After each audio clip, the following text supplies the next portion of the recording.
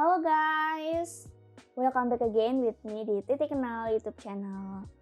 So, how are you today everyone? I hope you are doing great and don't forget to always smile. So, in this video we're gonna talk about some confusing words again. Tapi apa sih confusing words yang akan kita bahas hari ini? Nah, jadi kita akan bahas tentang kata under, underneath, below, dan beneath. Nah, dari 4 kata di sini pasti kalian sedang bingung dan apa sih sebenarnya arti atau makna dan bagaimana cara penggunaan dari 4 kata di sini. Nah, ini cocok banget kalian simak video ini sampai habis jika kalian penasaran dengan 4 makna di bawah ini. So, langsung aja kita mulai dari yang pertama, yaitu ada under.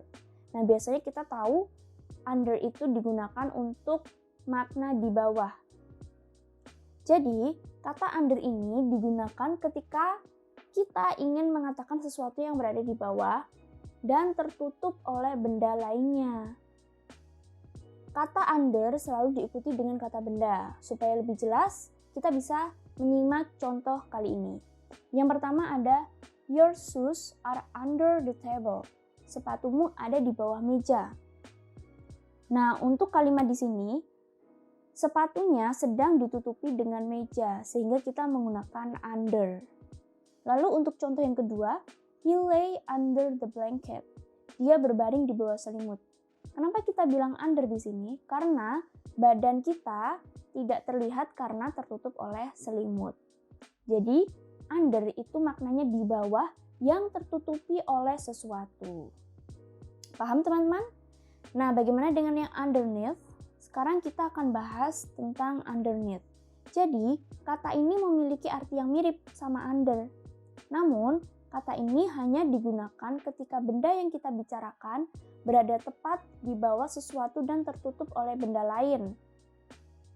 Contohnya nih, Steve took the gun and hid it underneath the sofa. Steve mengambil senjata itu dan menyembunyikannya di bawah sofa. Maksud kata underneath di sini adalah pistol itu berada tepat di bawah sofa atau di lipatan sofa dan tidak terlihat. Lalu contoh yang kedua ada, he wore a bulletproof vest underneath his jacket. Dia menggunakan rompi anti peluru di bawah jaketnya. Rompinya ini menggunakan underneath karena berada di bawah jaket dan tertutup olehnya. Nah, itu tadi untuk yang underneath. Jadi kesimpulan yang bisa kita ambil dari under dan underneath ini adalah kita menggunakan under untuk mengatakan kata di bawah yang tertutup oleh sesuatu namun tidak pas. Maksudnya tidak pas di sini adalah tidak langsung tertutupi. Mungkin masih ada jarak. Nah, jika kita menggunakan underneath, maka barang yang dimaksud itu sudah tertutupi langsung atau di bawahnya langsung dan tidak ada jarak. Itu tadi perbedaan dalam under dan underneath. Sekarang bagaimana dengan below dan beneath? Nah, langsung aja ya kita bahas di sini. Untuk yang below, ini digunakan ketika kita ingin mengatakan sesuatu yang berada di bawah dan memiliki jarak. Yang dimaksud jarak di sini adalah ketika benda sedang dibicarakan tidak langsung berada di benda lainnya. Contohnya nih, Johnny's apartment is below Jessica. Apartemen Johnny berada di bawah apartemen Jessica. Nah, mungkin apartemen Johnny ini berada di lantai 3 dan apartemen Jessica berada di lantai 4. Lalu contoh yang kedua, someone was having a party in the flat below. Seseorang menyelenggarakan pesta di apartemen lantai bawah. Nah, mungkin apartemen kita ini sama apartemen yang mengadakan pesta itu berada pada jarak lantai yang berbeda. Sekarang kita bahas yang terakhir, yaitu ada beneath.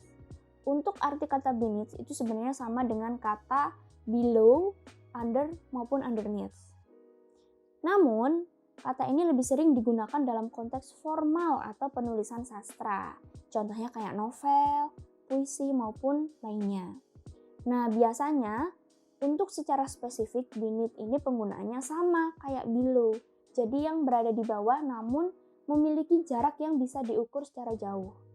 Contohnya, they took shelter beneath a huge oak tree. Mereka berlindung di bawah pohon ek yang besar. Kita bisa juga mengganti kata beneath dengan below dan artinya akan tetap sama. Lalu contoh yang terakhir ada she took a stroll beneath the silvery moonlight. Dia berjalan-jalan di bawah sinar rembulan. Nah, maksudnya sinar di sini berarti dia bisa menyinari semua yang berada di bawahnya. Itu tadi untuk yang beneath. Nah, bagi kalian yang masih bingung, saya akan memberi sebuah kesimpulan dari 4 confusing words di sini. Yang pertama ada under.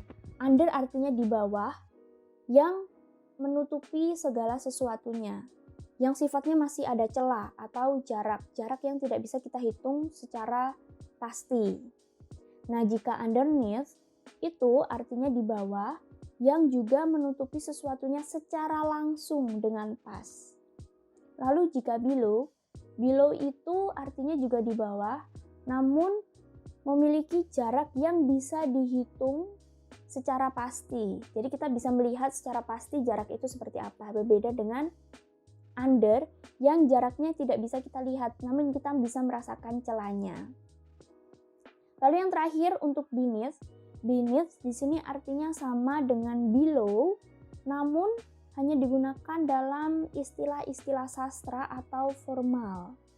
Nah, jadi itu tadi teman-teman penjelasan dari 4 confusing words yang artinya di bawah. Nah, semoga setelah kalian menonton video kita kali ini, kalian bisa paham tentang penggunaan dari 4 confusing words tadi. And I think this one is the last our video. So thank you for watching our video and don't forget to always stay tuned in our YouTube channel and I'll see you next soon. So bye bye everyone.